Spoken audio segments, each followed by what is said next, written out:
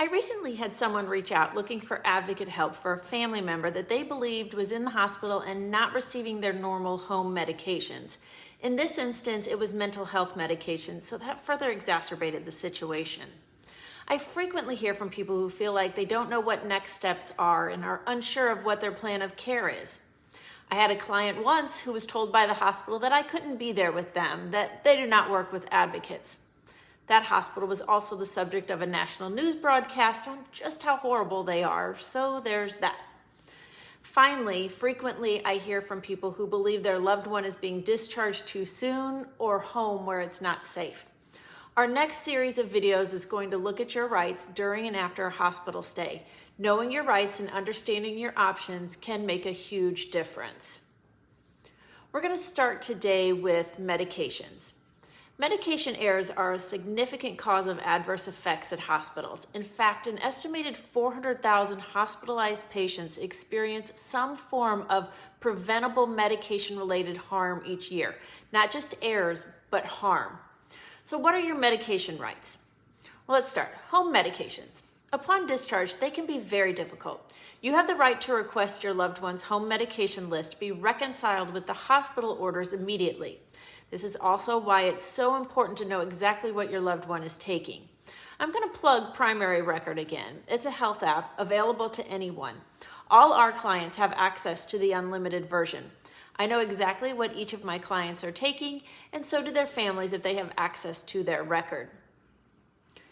You need to know what your loved one is taking, how much they're taking, and when they're taking it. Hospitals, however, are not required to continue giving home medications. They may have a safety concern or they may not have the exact medication your loved one is taking at home. They do have to provide safe care, but they do not have to give exact home medications.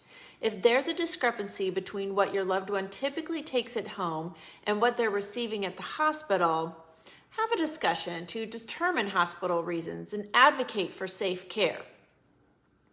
Anyone in healthcare knows the 5 rights of medication administration: right patient, right drug, right dose, right route, and right time. If you have any questions, never hesitate to ask. You have the right to understand what you are taking, why you are taking it, and any possible side effects or adverse reactions. And you have the right to refuse medications if you have a valid concern.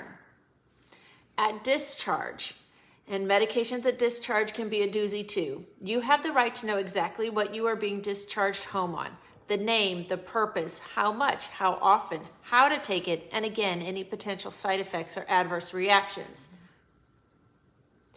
You have the right to reconcile what you are being discharged home on with what you were taking before the hospitalization, and to make sure any changes are intentional and appropriate. Many hospitals now have meds to bed, so you can leave with the medications you need. Which reminds me, you need to know when your last dose was received and when you should receive the next dose. This is often found in your discharge paperwork, but make sure you understand before you leave. Your medication rights while you're in the hospital are very clear. Understanding your rights and being your best advocate for yourself or your loved one is vital. If you want to learn more about healthcare and insurance, please follow along. Have a question, drop it below, and we'll do our best to answer it or at least point you in the right direction.